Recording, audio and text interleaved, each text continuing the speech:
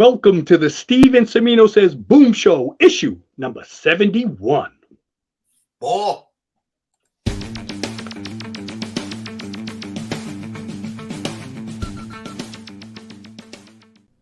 Hey everyone, welcome to Pop XP. And before the show starts, make sure to click that subscribe button and click the bell to get notifications when we go live and we upload awesome new content. And don't forget, if you can, make sure to share our stream on all your social media outlets. We appreciate it, and thanks for helping us grow the Pop XP channel.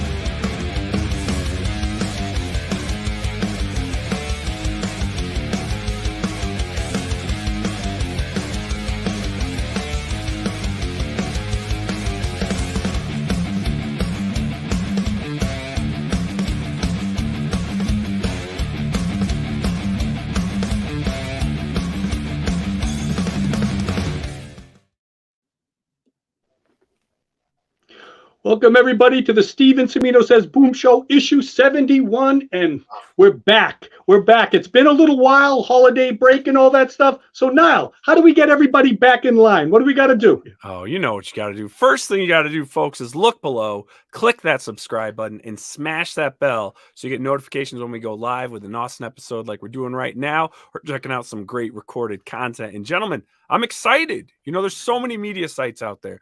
Excuse me. We get to read the articles. We get to see all the great news, but it's rare that we get to talk to someone behind the scenes. I'm excited for this. Well, yes. First off, Niall, hey, everybody should send Niall get well. He's better now, but he almost died. We lost him in where the negative zone with all the cough. But he made it. You feeling better now? I'm almost there. I'm 95%. 95% back. Okay, good. I know, but Niall's always trucking. And yeah, you're correct about the media sites. Now, hold on for a second. Steve, we're going to have to talk about these media sites because I'm going to be honest. We read this stuff and we know a lot of stuff. We make mistakes. Me more so than you. But I'm pretty good at some, especially that Marvel stuff like you. But sometimes you read some of these sites and some of this journalism, and you're like, what? No. It just because it's on the internet, this is what people have to understand. Just because people write these blogs and all that stuff and they see it on the internet, they think it's set in stone. But tell me about internet journalism, especially the comics, Steve. Can you talk to me about that? Give me some insight. Well, you know, I'm of an advanced age, and I want to get a little bit older. So what I do is I don't read too much, because if I read an article that's from an ex-Starbucks barista that suddenly thinks they're an expert at something, and they're writing about something and all their references are wrong, and then they have this really left of swinging point of view, it's like, what is going on here? And it makes me hearken back to the golden age. And now you're the age that, you know, when we were younger, we had amazing heroes. We had the Comics Journal. We had like hardcore informational stuff coming through. Well, with this stuff we have on the internet today, we don't know who these people are. It could say, you know, Shireen Kakuku. Who is that person? You know, and then they write something that's like, I wonder if they know about the source material. And they may end up having, you know, 2,000 or 3,000, 20,000 people looking at this article, yeah, and then taking what they think, you know, as rote. So it's definitely a big part of the industry right now. And we haven't broached this subject before, but I think it's a good time right now. And that's why I wanted to get a guy. I mean, there was one guy that is trusted in here, and he's been a fan for years, and he really still takes this stuff seriously. One name rises amongst all those bodies, all these stuff. One guy crawls out of the septic system of all this stuff, and he still puts out quality stuff, and he still I never dissuade Like every time when he puts out his article and all that stuff, I always want to read it. I always want to support him. But that's why I wanted him here specifically. So we start off after our long holiday break. Everybody, let's bring in the CBR senior writer and an incredible guy, credible journalism, and has great comic integrity, Mr. Brian Cronin. Hey, thanks for having me, guys.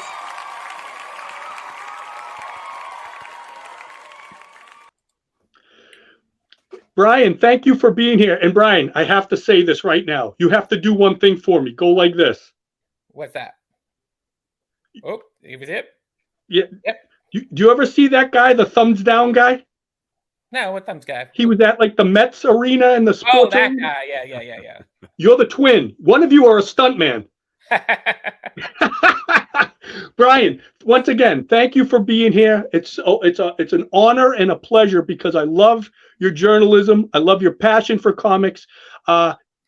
You know, I'm going to throw a little Roy Thomas in here too. So I throw a lot of your articles to Roy. I know you talk to Roy a lot too to get some information and all that stuff. Roy's great. And he always likes your stuff. And once again, you go to the source. I don't care what people think, and I don't care what people feel. I like to get the real stuff. And a lot of people don't like the real stuff, or maybe they think and they have their version of it, but I think one of the most consistent people out there is you. So without further ado, first, Brian, give us your origins and how you got to where you are and your love of comic books. What's the first comic little Brian Cronin got?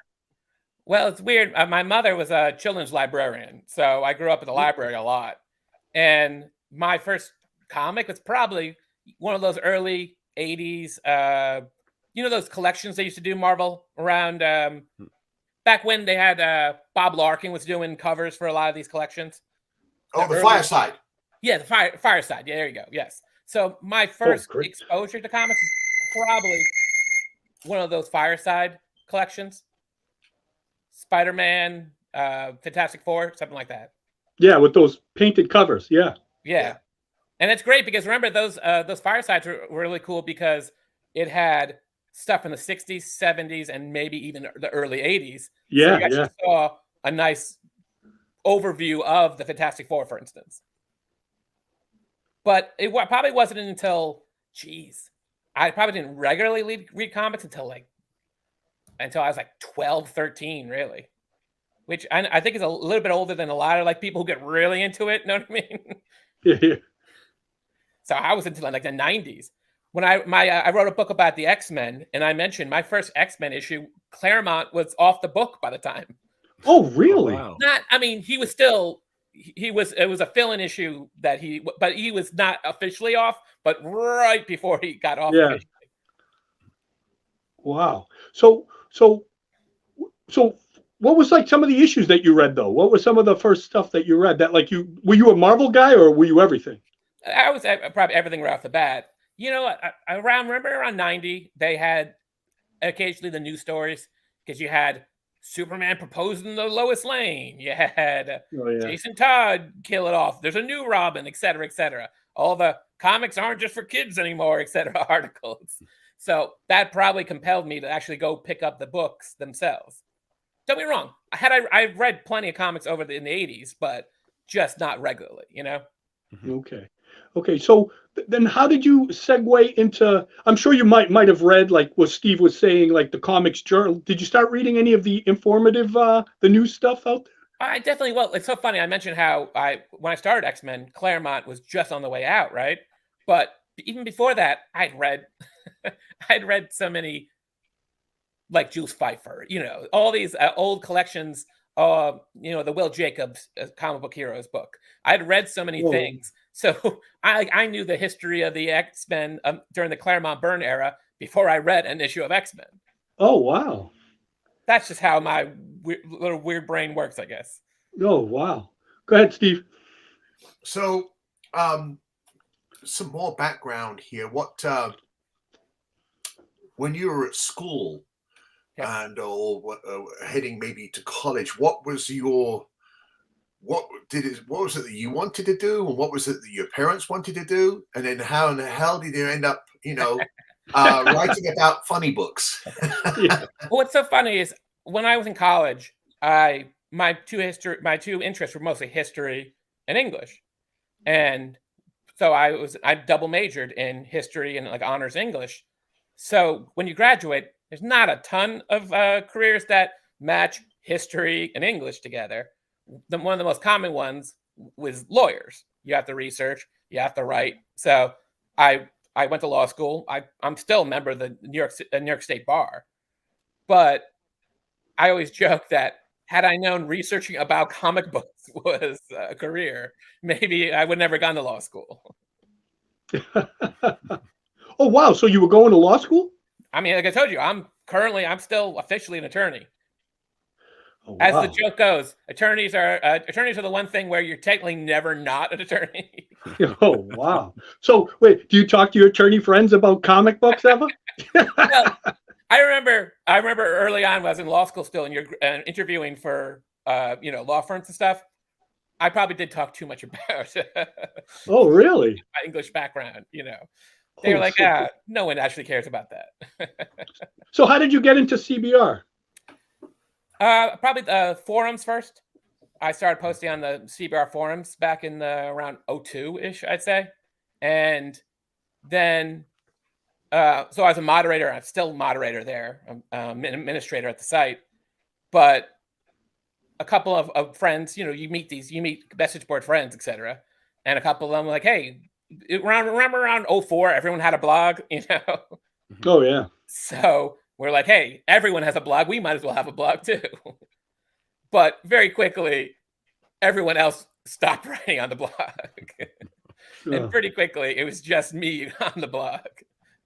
I made sure, though, I didn't really want just the Brian Cronin blog at first. So I got a bunch of other guys to join. And eventually CBR was like, hey, we would like a blog as well. So they pretty much brought our entire blog over around 05-ish. And I just been there ever since. Oh, wow. Good now. So you're approaching like 20 years now at CBR. At CBR, geez, yeah, it's getting up there. The blog we started in December 04, so yeah.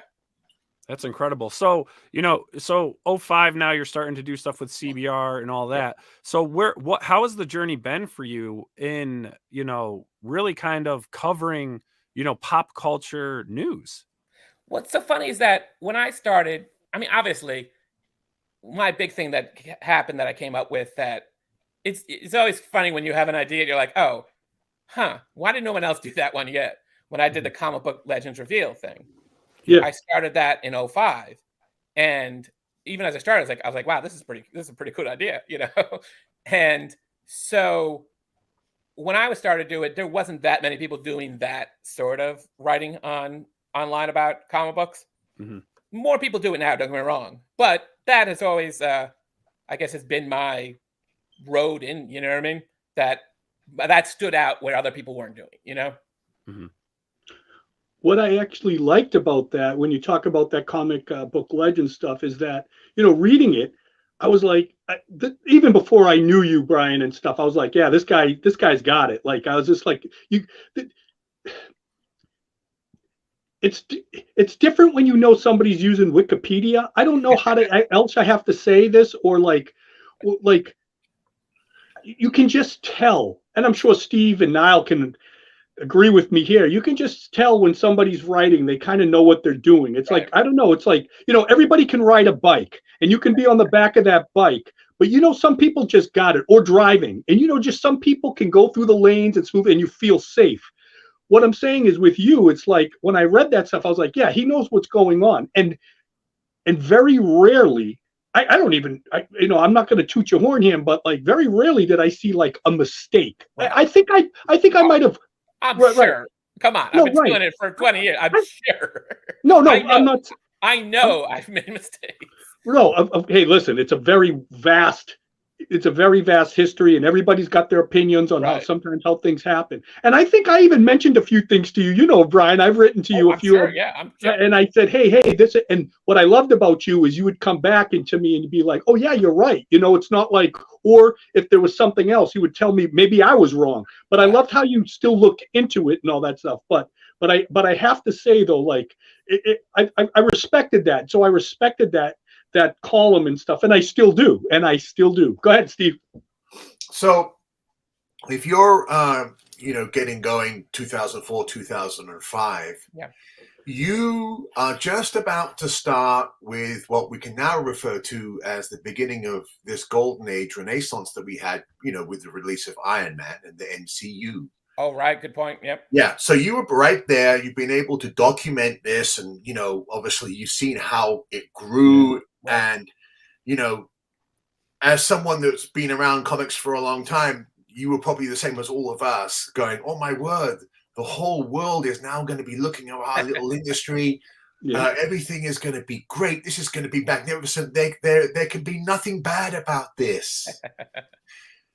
Now, here we are in 2024, and we have received a lot of scrutiny, and we've had a lot of scrutiny from what I would call civilians, non-comic fans that are coming in, and they're, writing away, and they have their opinions and stuff like that.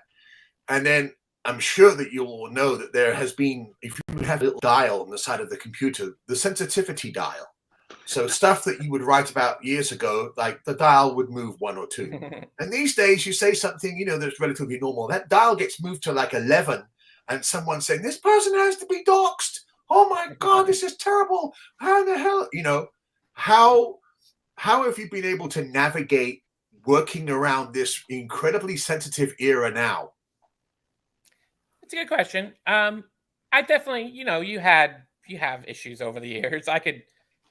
You pop in your head right off the bat. You're like, okay, oh yeah, I remember that when people had issues. But honestly, I've been, hey, maybe knock on wood, fingers crossed, whatever. I've been very low impact over the years because, again, I'm writing about comic book history mostly. No one really gets offended at that sort of stuff, and the people who do, it's rare. It's rare. Yeah, I know you got that. Go ahead now. Now, since you're doing, the writing, the articles and things over the years, I mean, has it given you any opportunities to meet some of the creators that, have worked on the books that you have been writing, the history about? Has it given you opportunities to travel, go to events? How has, working for CBR may have, expanded your horizons of the industry? But the best thing that ever happened is when there was a French comic book convention that did a Comic Book Legends Revealed exhibit. Mm-hmm. So they just flew me out just for the heck of it.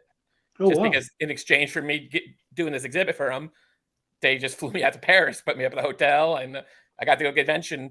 It's kind of weird because I had no table because it was just an exhibit. So it's just like me just walking around the convention all day. But so you get to be behind, you get to have lunch with, Kenny Baker, right before you. That's always a sight, seeing Kenny Baker at the end of his little run in comic conventions. Mm-hmm. When I'm surprised Kenny Baker lasted as long as Kenny Baker lasted. It's kind of disturbing, honestly.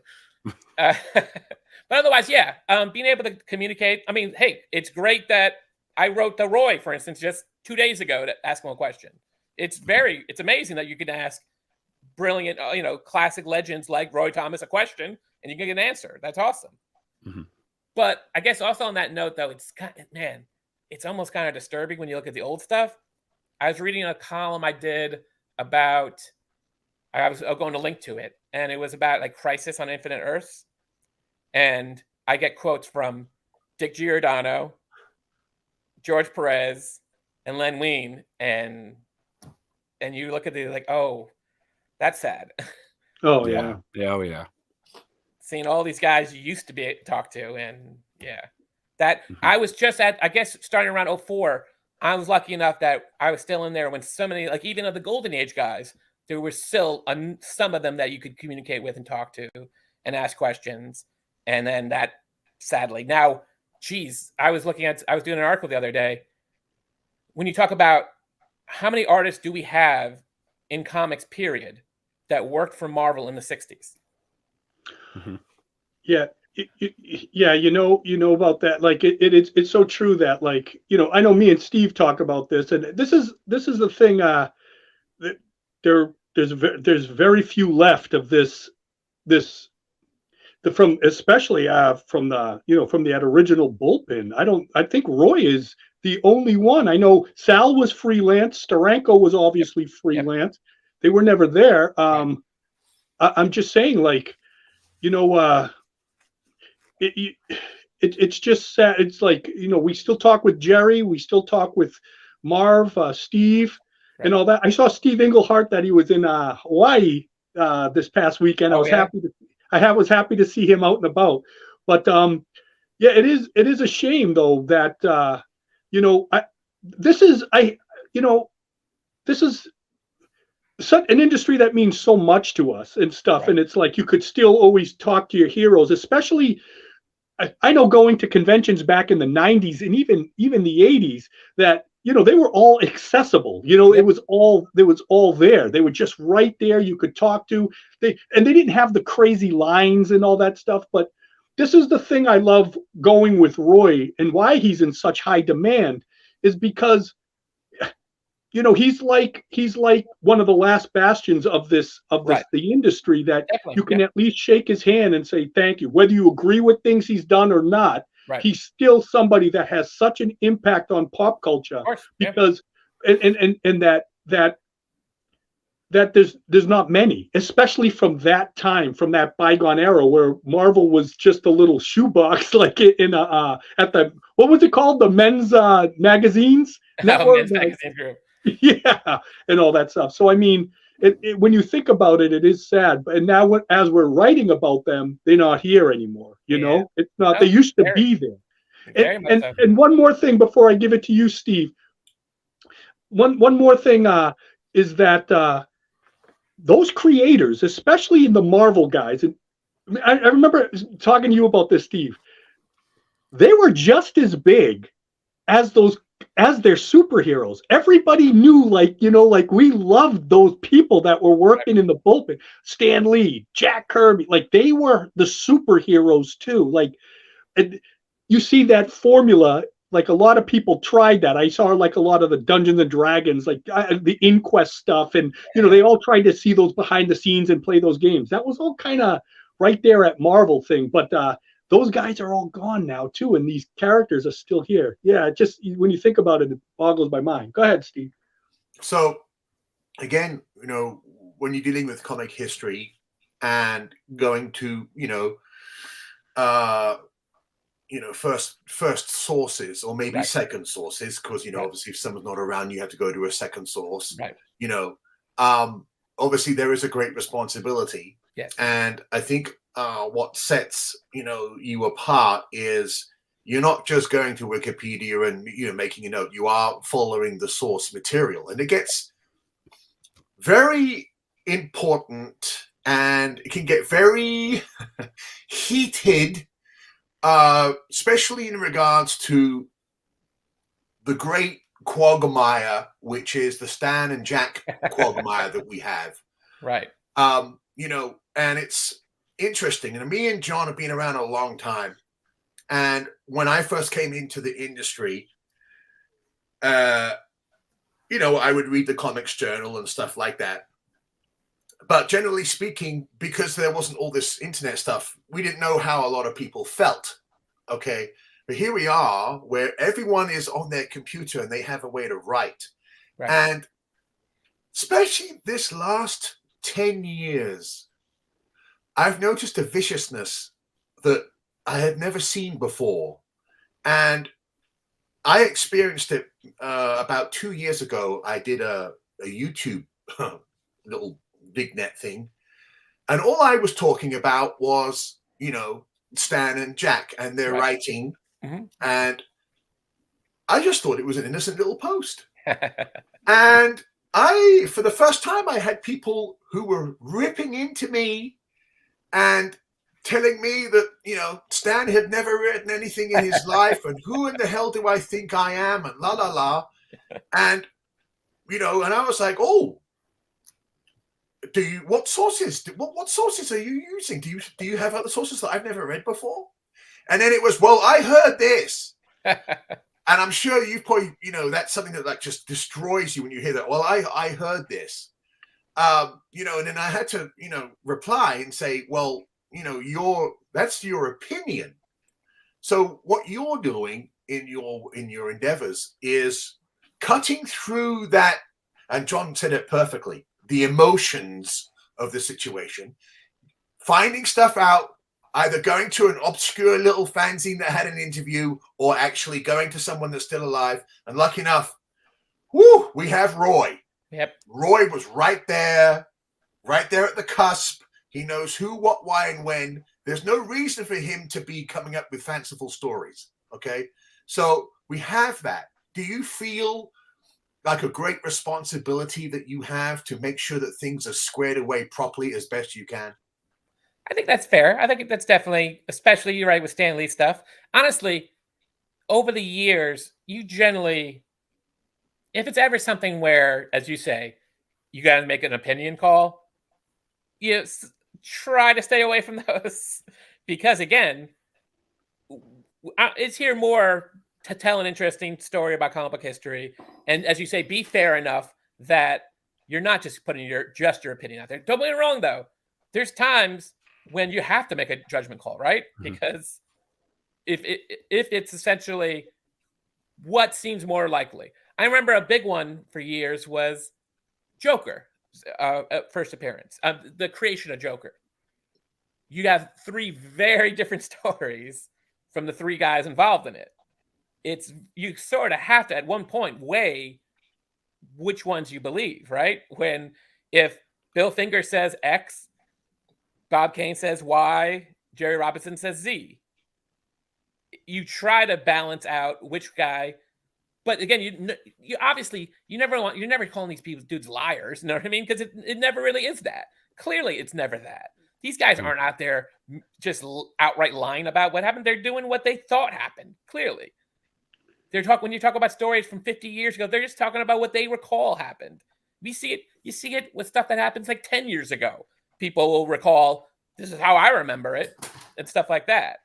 And so there's a certain point, but again, even there, I try to keep out of that stuff as much as I can. Well, look at you. You're a lawyer. I mean, you know, witnesses can see something. You can have like 4 witnesses see the exact same thing, and everybody, you got 4 different stories. Right. And the other thing too is people change. Like maybe they said something in one interview that they meant something in another interview, but yet they hold it to the fire. That's and true. Like the thing is too that these people weren't perfect. Right. They didn't know these things were going to be huge. Look at, for instance, let's take Roy Thomas, for instance. He lived off the grid for over almost 25 years. He had no idea about how this was going on or who was saying this or who was saying that. It's when I was with him and then I started showing him these things and he was baffled by it. Right. Because stories have changed. All of a sudden he's pushed out. This guy's, oh my God, you got now, and now it's in the realm of myth. Right. You got Stan Lee, he's not real anymore. He's just this thing. And same with Kirby, same with Ditko. Right. Eventually, you know, like these people aren't real. And so now it takes on these different shapes and different forms and all this stuff. And it's like, it's sad because once again, the superheroes are what, you know, they represent this goodness and this camaraderie of all of us the team together that does a greater good. And the fan base is just so divided, it's so split. And I believe it's social media. Social media is driving people crazy, and people are just ready to go. And you got people that are not held accountable for anything that can't, and all of a sudden, you know, they can say, my word, your word, and Steve's and Niall's word is just valid. Like, it doesn't matter if you have any knowledge or whatever or any insight, and like they just don't know. And here's a funny thing with me. I get attacked, but I know a lot that went on behind the scenes that was not spoken of. Right. And that's not just through Roy. That's other. Steve, just really quick. Do I know a ton of people in this industry, like as the legendary peers on what I'm talking about? You know, I have a relationship with a lot of these people. Yes. And I get down and dirty with a lot of these people. And so many of them will tell me things that it's like, what? Then how come it was like this? Right. How come was it like that? It doesn't matter. Things are imperfect and things are not always set in stone. But hey, what happened in issue 176 is what happened in issue 176. You know, at least you can get that right. Go ahead, Steve.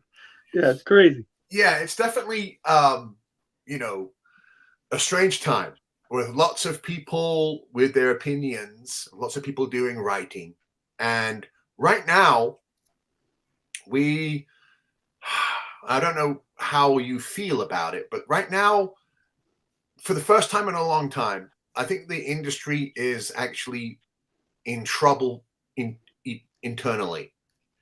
I think we have a brand new generation of creators, writers, editors, influencers who are working for, you know, let's just call them the big two right now. I'm not going to talk about independents. Okay.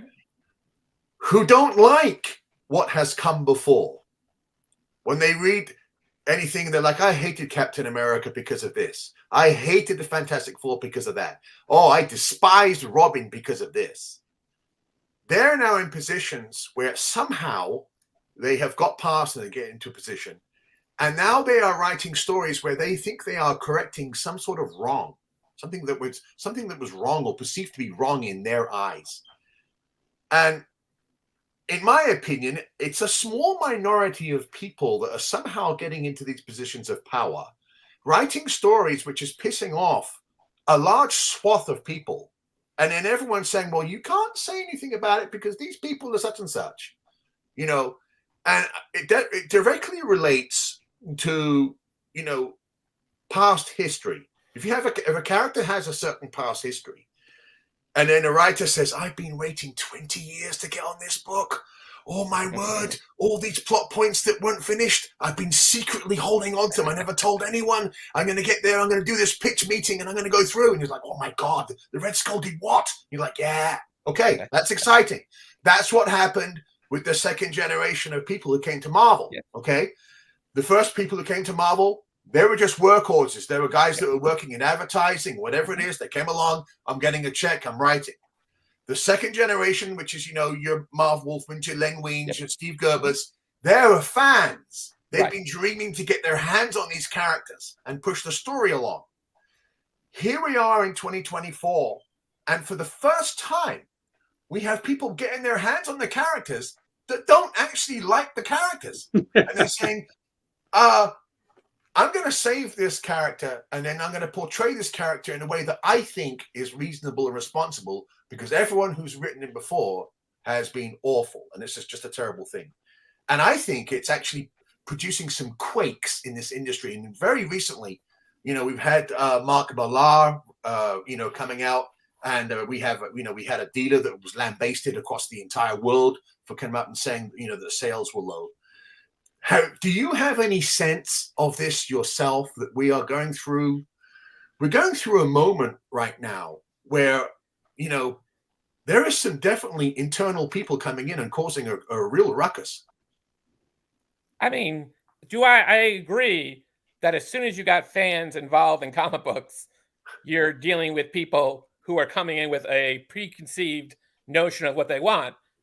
However, I think we've had this since, as you say, the second generation of writers came in. Denny O'Neil, before he even came on to Batman, told Julie Schwartz, can you get rid of Robin? I don't want to write Robin.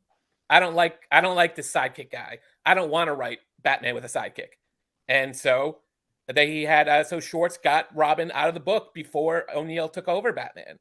So that's a pretty dramatic example of someone coming in and saying, you know, I don't like that character. Let me get rid of him. And yet Denny O'Neil's Batman is pretty darn good, right? Oh, yeah. So I agree. Listen, I totally agree that there's plenty of examples of people coming in and saying, I don't like character X or whatever Y. Let me do the real, let me do the better take on them. I just think that we've had that since as soon as you get comic fans writing these stories, I think we've had that. That's all the difference, I think. Okay, so let me follow up on that then. Because in the past, everything was just about sales. Right. And you had the editor that was talking to the owner, and the owner would come down and saying, we need to get sales. So the editor would come in and, especially if you had an editor that was like Roy, or you had an editor like Jim Shooter taking care of business, okay, making sure that things are getting done. It's very experienced and knowledgeable people. And so you couldn't go too far. If Denny O'Neil had said, you know what? I want Batman to, have a weird kink. And at night, he's going to be grabbing, some dildos and playing with it. You can bet your bottom dollar that he fired immediately and never working in the industry at all, because the editor would have said, that's detrimental to our character and to the history that is gone, and it's going to destroy sales forever. So you're not going to get a chance to do that. That's missing today. There's some stuff going on in comics. Me and John, were talking about it, less than a month ago, about the scene where Superman is sodomized for 6 months. Oh my God. And I'm thinking, they told me that on here.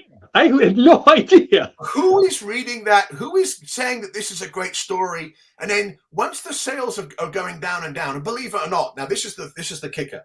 And I know Niall knows this 100%.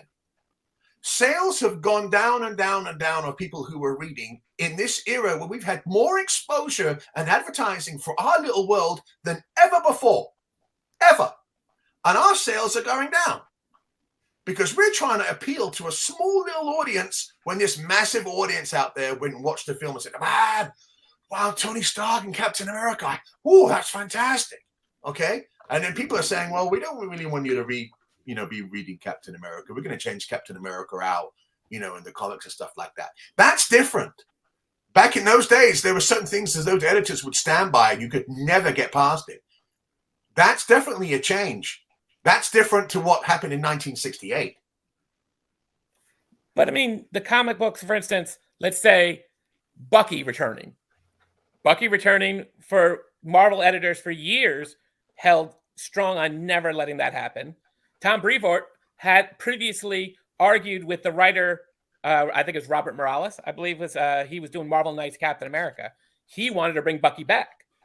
And Brevoort wasn't editing the comic book yet, but Quesada discussed it with him and said, what do you think about this idea? And Brevoort had this thing where it was, show me why that is a good idea. Show me why bringing Bucky helps the overall Captain America comic book. And Morales at the time wasn't really able to give a good enough answer. Brevoort's like, I don't think this works. Quesada's like, okay, you can't bring Bucky back.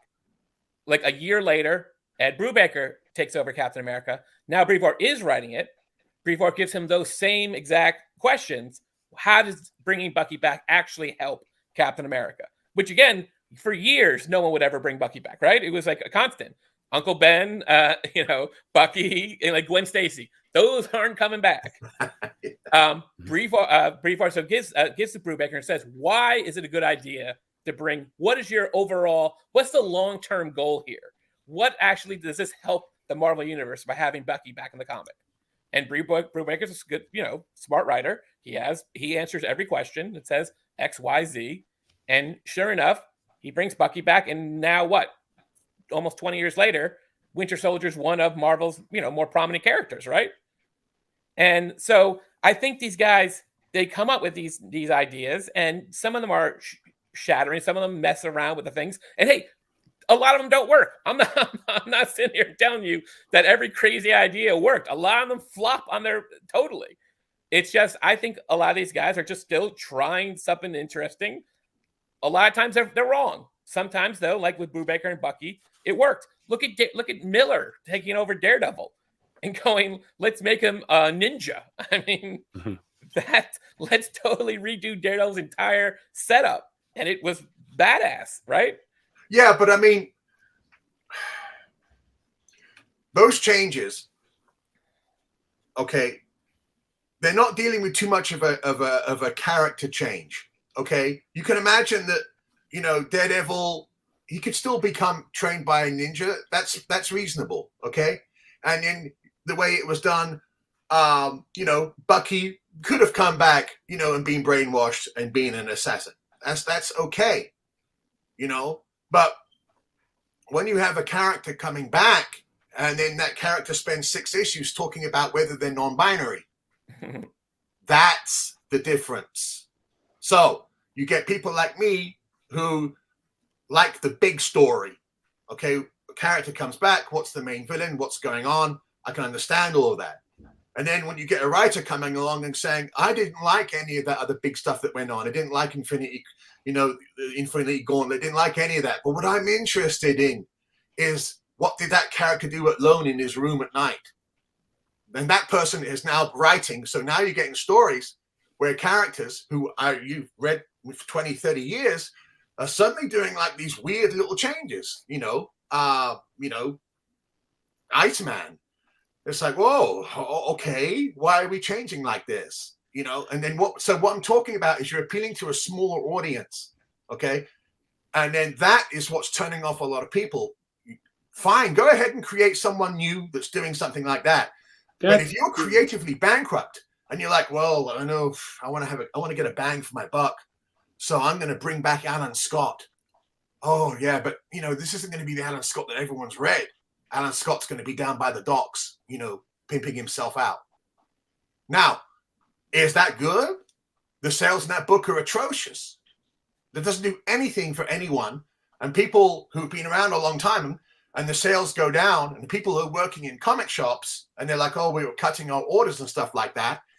When we go up to the higher echelons of creators and they're all stuffy and they're saying, well, you obviously don't know what you're talking about. You're just a comic dealer. Okay, just leave the big stuff to us and the industry will be fine. Okay, that's what I'm talking about. And that did not exist back in 1968 or 78 or even 88, you know, and even, hey, let's face it, even 98. This is a new phenomenon and it's having a major impact. I'm just wondering if you're aware of that. But we talk about this impact. Hey, I'm not telling you that comic book sales are not in trouble. But for instance, let's look at Green Lantern right now. Jeremy Adams. Jeremy Adams is doing the most back to basics Green Lantern you could expect. Hal Jordan's work with Carol Ferris. He's teaming up with Barry Allen. It's the most back to basic, fun, straightforward superhero title you can expect. I don't think Green Lantern's selling the same way that it was. His sales probably are bad too. If you have a general sales slump, I don't know if you can point to any specific person. For instance, look at Tom King, his Wonder Woman. He's changing stuff dramatically, right? Tom King, in fact, when we talk about the comic dealer you mentioned who complained about sales, yes, I think he mentioned Tom King's Wonder Woman. Tom King's Wonder Woman sales are going up compared to most other comic books, aren't they? It's a hit book. They're reprinting every other issue. They're reprinting the backup stories now. Tom King's Wonder Woman is actually a hot book. Well, it's a hot book in this industry. Oh, sure. But that's my point, is that if everything is low, then how is any one guy that responsible for it? If Tom King, of all the sales, Tom King is going up on Wonder Woman by doing some very dramatic stuff with Wonder Woman, right? The Sovereign, I mean, he's doing some change, Trinity. He's changing that book up a lot. And yet sales are actually increasing on that one, right? And meanwhile, Jeremy Adams is doing this really fun, back to the basics Green Lantern book, and people aren't reading that, I don't think, to the same extent they used to. Well, I mean, you can't. I mean, let's be fair here. When you're talking about Green Lantern and you're talking about the DC universe, why is anyone even bothering to read DC anymore? They have been literally, the carpet has been pulled out under their feet 3 times in the last 15 years. Why would anyone invest in the characters, spend the money, buy collections, and then get told, you know, oh, by the way, the stories that you've been reading don't mean anything because we're doing something new? It's devastating. That's just as devastating right now. Not a fan of that. I do agree. Yeah. And that's just as devastating as Marvel rebooting every title before it gets to issue 25 so that they can do 100 variant issues for that issue. Well, I totally agree. The variants I think we discussed off about the idea that it's so short-sighted. Yes, it's getting you a sale. We agree that issue 1 would sell better than issue 28, but every issue 1 is selling a little bit less than the previous issue number 1, but it's still getting a bump over 28. And so yes, do I agree that is short-sighted? No doubt about it. The having 16 variant covers to get you by that quarter, yes, I'm absolutely agreeing that is just short-sighted. But I think that's where we're at now. That has been done so many times that nobody has any of that faith in anything. It's like once again, if it's not having those variant covers, I don't care who's writing it. If it's not getting those variant covers, and they consider that a big sale, that ain't gonna sell. That ain't selling anything. I mean, I hate to say it, but I always go back to the Roy Thomas thing. He said when a comic was selling 200,000, that was on the cutting block. Like that was like that comic was on the way out. Now I understand the times are different, but variant covers was like it started in like probably the 90s, right? No, I'm just saying you got an occasional thing, and it was like I remember seeing that Heroes Reborn, and it was like 2 different when they came back. When they came back, Starburst. Yeah, when they came, and I remember I forget one of those comics. I was like, oh, there's 2. Yeah, it was kind of like a shock. Now it's like Starburst cover, right, where they're silhouetted against the light. Yeah. Yeah, and now there's another one. It's like, oh, now there's 150. Oh, I got to get that 1,000. 1 in 1,000. Right. Number 2, I think the second issue is also had variants of Heroes Reborn. Yeah, right? they did. They did, right? Yeah, the Heroes Returned. Return. Yeah. I always mix up Heroes Return. Heroes Return. Right. Heroes Return. They had the second issue had variants, right? Yes. But then they went back to normal after that, right? Yes. But if you do not have that variant cover on that comic book, it's dead. Look at independent comics where they have to have 4 covers for every issue, or else it's not going to happen, right? Oh my God! How about when they did that Hulk versus Thor? Who is that guy that he was one of the hot writers right now, but he's kind of gone now? What was his name? Donny Cates. Donny Cates. Yes. Donny Cates. They gave because he was writing Thor versus Hulk. I think the first issue had 24 variant covers. I believe it. The second issue was like 15. The third issue, and I'm like, nobody's buying this because it's a good story. They're getting all this stuff. It was just like it was such and it baffled me. I remember a kid a friend of mine, he was a collector, that he said, "Oh, I got all the Immortal Hulks," and I was like, "Okay, what did that go to? Like 100 issues, 50 issues?" And I go, "How many do you have?" He's got like 3 boxes, like of just that, because there was so many, and I'm like, that. Ultimate Comics Spider-Man Today, right? That had a lot of covers, right? Today, there's the one that just came out this week. I think there's like 16 covers for number 1, something like that. That's it. That's it, right? Avengers Twilight, I think, is out next week. That has a bunch of covers, I think, too. Yeah. Well, you don't have the longevity in the series anymore either. Agreed. You don't have those runs. You don't have issue 30 introducing a new key character. I mean, everything's like short runs now. Basically, it's like, let's do a thing that we'll do this many issues, then we're going to go to trade paperback, and then we're going to make this version. So it's like, everything's like short form now, kind of like how we do television, right? I mean, that's a good point. It's a big thing. And I've said this before, and I mean, I'm a big indie comics advocate. Right. I think, and actually, I'd like to maybe get your opinion on something on this.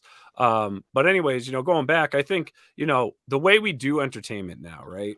The way video games have changed into this immersive world where people can actually be a part of like a comic book, really, or be in a feature length film. I mean, these video games have budgets way bigger than any motion picture. Yeah, it's crazy. And their sales are astronomical. Yeah. And what do these kids want to do? Do they want to read a floppy, or do they want to get online with 6 of their friends and get immersed in a virtual world that's ever expanding and becoming more and more realistic? We take I think the comic industry takes a big hit from technology in the way, its consumption is done and whatnot. And right now we live in worlds, and we don't like. Go. I think Iceman hit him. You're Steve Frozen? Yeah, you're frozen, buddy. Who, me? Yeah. Break free from Iceman's bond. I'm not frozen on my end. I don't know what's going on here. Oh, But it'll probably pop through. All right, you're good. You're good now. you're good Go now. ahead. Yep, I think Am we I worked moving? through All it. right. So, but I mean, again, we just live. Identity politics are huge right now in everything, and that's a lot of what I think Steve's touching base on is, a lot of these books. It's not really about the good guy going after the bad guy, this crazy action and stuff. There's a lot of dialogue. There's a lot of talk about who we are, how we're feeling, what's going on. And I think what happened is there's not a lot of new fans coming into the industry.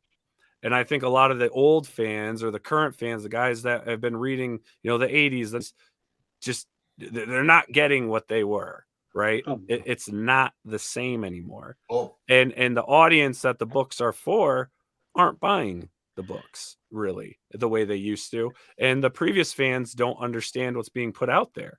So they're like, I don't get this. This isn't my superhero anymore. So they stop buying.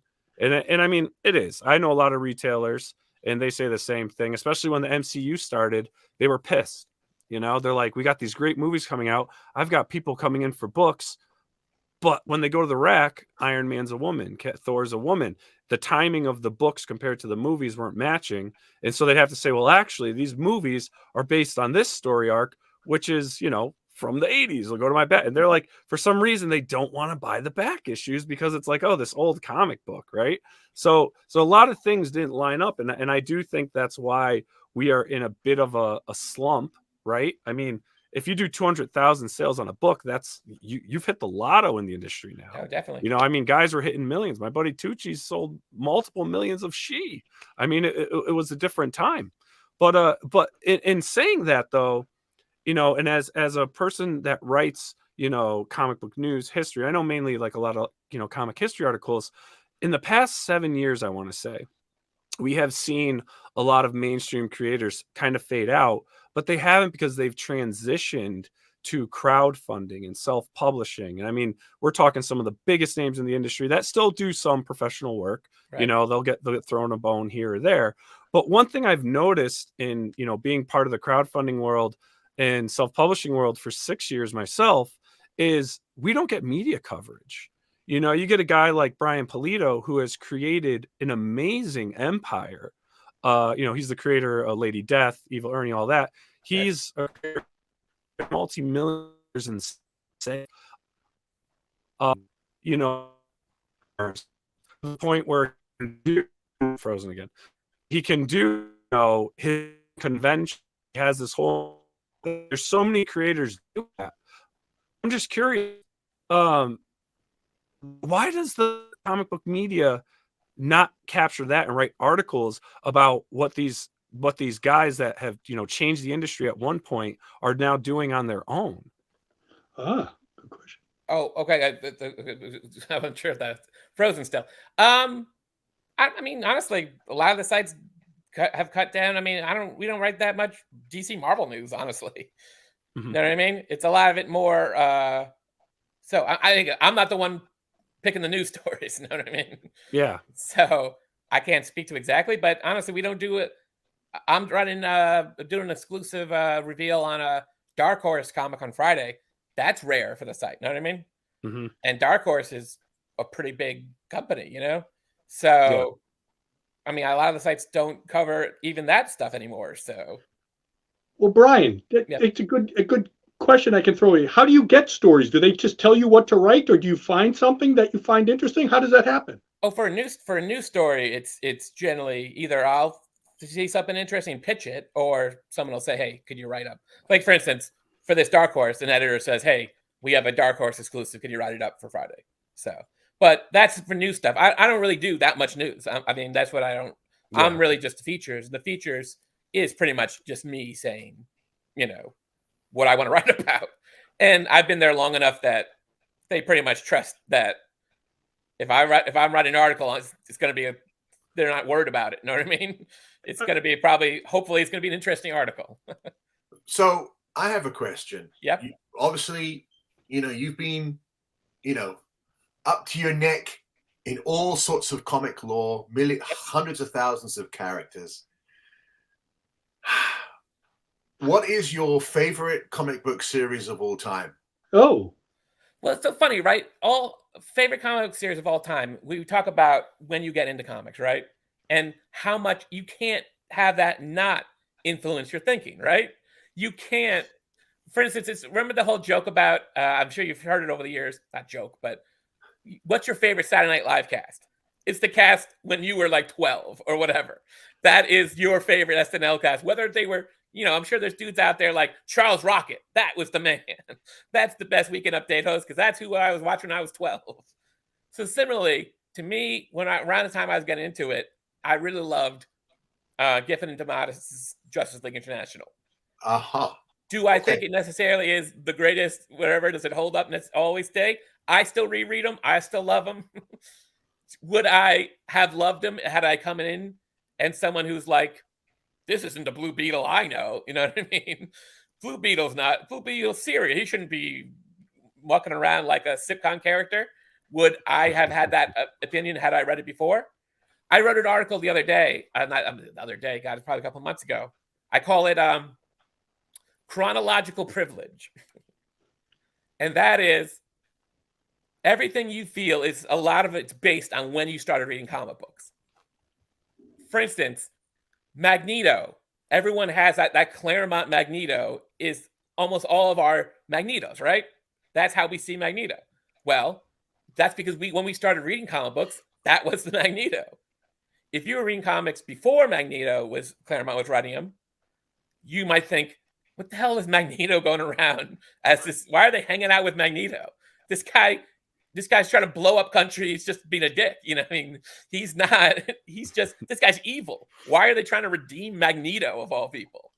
And a lot of that is and so similarly, I like the Giffen Justice League because that's what I was reading when I started reading the comic.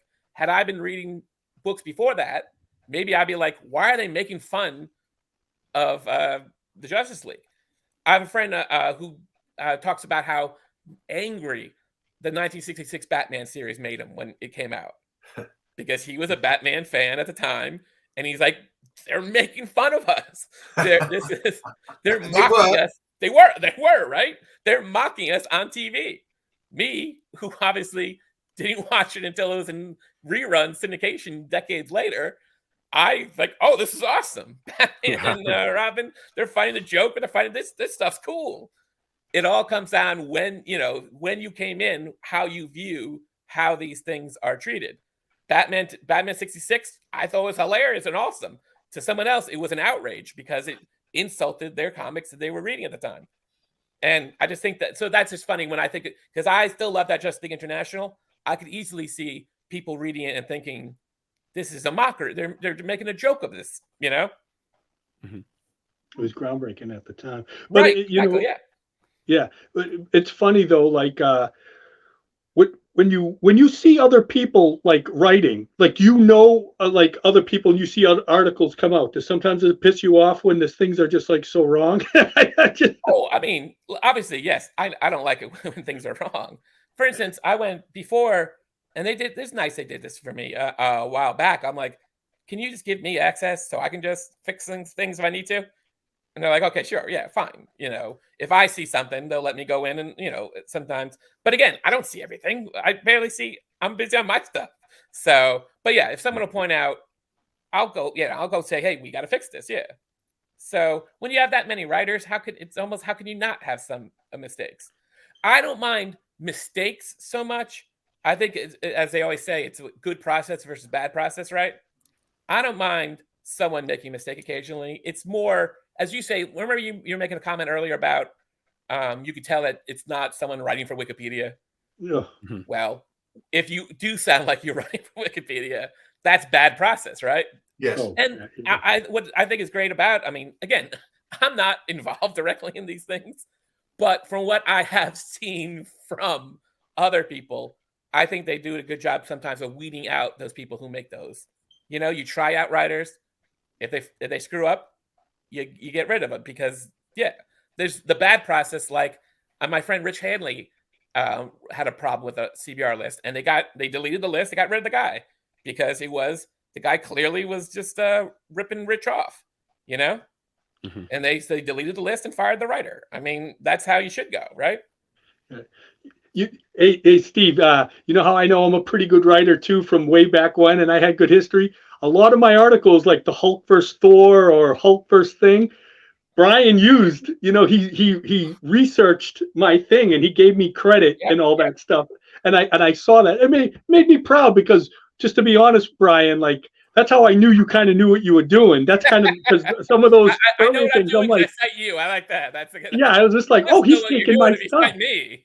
Yeah, and you'd give props to my blog that I used to write a lot more consistently, and you used to use that for all those articles, and that made me proud because I used to do that just for fun, all that research. I still keep those battles. Like, I still keep them up to date. But it's funny though. That's how I got to know Brian, because I was like, this guy is using all my stuff, and I'm like, who is this Brian Cronin? And then when I asked Roy, and Roy told me, yeah, he's good and all that. And I was like, oh. So anyways, I love that and all that stuff. So as we're winding down, Steve, you want to have any last comments with any questions for Mr. Cronin? Well, again, I really appreciate the the craftsmanship that's going into the work you're doing. It's something that's sorely needed in this era of wishy-washy stuff. Someone that's willing to actually sit down there and spend a couple of hours making sure that something is correct before they are saying. God. How many times I've had the past when I'm about to publish and I'm like, son of a gun, it just isn't good. I just can't say it. You got to do it. You got to do it. It's the right thing to do. But, oh, man, right? When you've put a lot of work into it and you're ready to go and you're like, it just isn't quite there. Yeah. I just don't feel confident enough to say it. And you pull it out, you throw it into a back burner and hope that you'll see a quote later that will let you be able to write it. Yeah. Well, as I said, I mean, obviously in today's world of 10-second snippets of attention spans that are now so low that people actually fall asleep because they can't breathe. They forget how to breathe now. So anyway, congratulations on, maintaining and getting this work done year after year, getting it done and setting yourself above, a lot of the wishy-washy stuff, and hope it continues for you. Thank you. Good. Now. Yeah, no, I appreciate your articles. I read your stuff on CBR. You definitely put out some great articles out there, and top 100 lists and stuff. I love like those. Getting the readers' interest. That's amazing. It's always funny, right? Seeing the changes. Like, that's what I was going to ask him at last. That was going to be my last thing. I was going to talk. I love doing, because I've been doing the top 100, the carry every 4 years. God, it's been. I think my first one was like 06, for Christ's sake. Yeah. And so doing it every 4 years was amazing. The one that stands out to me, and it's so silly, but the Barry Allen, Wally West thing. Because when it started, Wally West was the Flash, right? He's just the Flash. And so Wally West is like top 5 or whatever, top 4. Then by the second time, Barry Allen had just come back. So now Wally's still high, Barry's coming. Then 4 years later, we got the new 52. There's no Wally West, right? And Barry has a TV show, so now Barry is but then Rebirth happens. Wally's back, and it's just funny seeing these guys, those two particular characters, changing over the years. I think I asked you this on the phone when we were talking, but now we can say it in public. Are those votes and are those rankings correct? Or is Mr. Brian Cronin throwing in his little 2 cents in there? Honestly, the only thing I will say is that I hate ties. So what I do, I don't vote, but I'll break ties. Okay. I hate ties. Ties are so stupid. When you see a top list and ties are awful. Who wants to see a tie? So yeah, if there's like if two people are at 181 or whatever, maybe I'll make sure one gets 182 just so, because I hate ties. Ties are so dumb. It's like those wrestling magazines, like Wrestlers of the Year and all that stuff, and you see those votes, and it's like, I don't know. It's kind of territorial right there. Honestly, it's funny. A buddy of mine is a big stat guy, and one year he wanted because he thought it was good information, right? Like, this is all great stats, and I was like, hey, you can have the stats this year if you'll do all the counting for me. And so he said, sure. So yeah, you can check him. He did a whole nice little stat write up for that year. I forget what year it was, but whatever. So yeah. And you do that with the writers too. I remember you did that, the writers, and you do the article.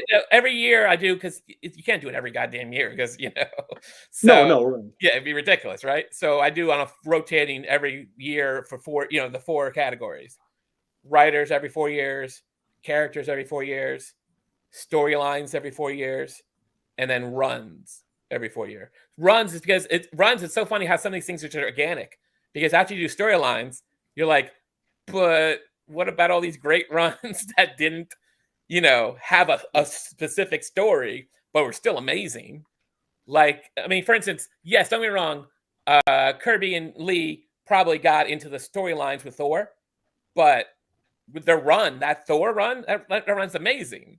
And you would like to get that its own little section, Yeah, that everybody, we're so OCD in like the comic business, like everybody likes lists, everybody likes that, and they fight. Just to throw it out at the people out there, you don't have to take it seriously. It's just like a list. It's just like a vote. It doesn't mean it's the best. We all have our favorites. We all have this stuff, but sometimes people go so crazy when like, this guy shouldn't be there. Just to say I am guilty of that many years ago. Years ago, Wizard magazine used to have a sequence where they would have the two characters fighting. Oh right, oh yeah. Oh yes. So yeah, I'm going way back here. Yeah, it's going way back. This artwork, right? Yeah. A lot of people love and remember this little sequence where Wizard would have the two characters, they're drawing them, and it would say who was going to win. I remember that. I remember there was one episode where they had Captain America versus Thor, and the people had voted that Captain America was going to win. And I was beside myself. And I was on all the chat boards at the time, especially the AOL comic chat board. Wailing and screaming, and up pops Kurt Busiek. It's just like, oh, Kurt's here, and so Kurt was basically saying, what's your reasoning? Why, do you realize that Steve Rogers is the ultimate, overachiever? And I said, we are talking about Thor. I said, all he has to do is keep a distance of 100 feet. He stands there, he puts his hammer down, and lightning strikes a grid 20 by 20 every 10 billionth of a second. And it carries on until there is nothing left. And his answer was, I haven't seen that in the comics before. And I was like, but analyze his powers. And the funny thing, everyone else in the chat thing were on Kurt's side because, they were kissing his ass. Of course. And they were like, oh, Kurt's right. And I was just like, adamant. I was like standing on the top of this mountain, with my chin in the air, just refusing. Like, no. Hey, so Steve. I got carried away, John. I was there. I was frothing. Me too. Wait, Steve. Do you remember during Wizard, the big debate was if Iron Man could beat the X-Men? Oh, right. Remember that? Yes. Remember that was huge? Yes, and somebody said that exact thing. That was huge. Iron Man could just sit back and just start. I mean, that was. But there was something I did know about a lot of those Wizards when they sometimes would analyze the issue and they did it. They were wrong, and I think they were more humor than actual facts. Not that a lot of their facts were right, but that's what started me, because even young in the 90s reading that stuff, I was like, that's wrong. That's not right. That did not happen in that issue. And they made a lot of those little mistakes, but God forbid, you say that back then, they were, you couldn't, they had that army of loyalists there and all that stuff. Yeah, so what a beautiful, for years, I had a thing, I had a column. I still have it. Anyone who is reading or doing an article or referencing the 1990s and early 2000s, you have to have your array of wizards. The amount of creators. I have my wizards. It is an incredible resource. And about a year ago, we got a collection in a Torpedo, and it was whole run of Wizards, and all the young kids were like, "What's that?" And all of us who were a certain generation were like, "Ooh!" It was like vultures just going through, and it's a generational break. The youngsters in the company were like, "What are these old guys doing? They're actually opening up things that are reading." Like, take a look at this article. Look at this. This is Alex Ross. Definitely. Again, there was a lot of stick and there was a lot of humor, and they would do things which were like, was that funny? Like, especially April Fools, it's like, ooh, that's a little bit harsh. But definitely a glorious era. That reminds me of people getting, pit against each other. Go ahead, Brian. You were going to say something? I like that Wizard lasted just long enough that they were able to review my first book. So that was good. I was there at the beginning and then the demise. I could see that thing crashing and crashing. Bad. When then they started doing more of the movies and they started getting away, and I was like, it's thinner over. and thinner and thinner. Yeah.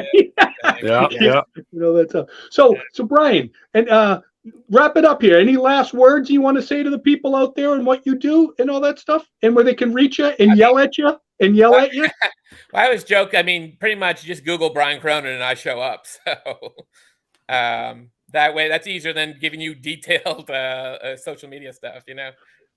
Who's your favorite superhero, though, Brian? Well, again, hey, I came in that Giffen Justice League area. I loved Blue Beetle. I love Martian Manhunter. I love those guys. So I gotta go see where they're. Woo! Beetle's awesome. You're very brave. Well, I love Blue Beetle, except for when they shot him in the head for no reason.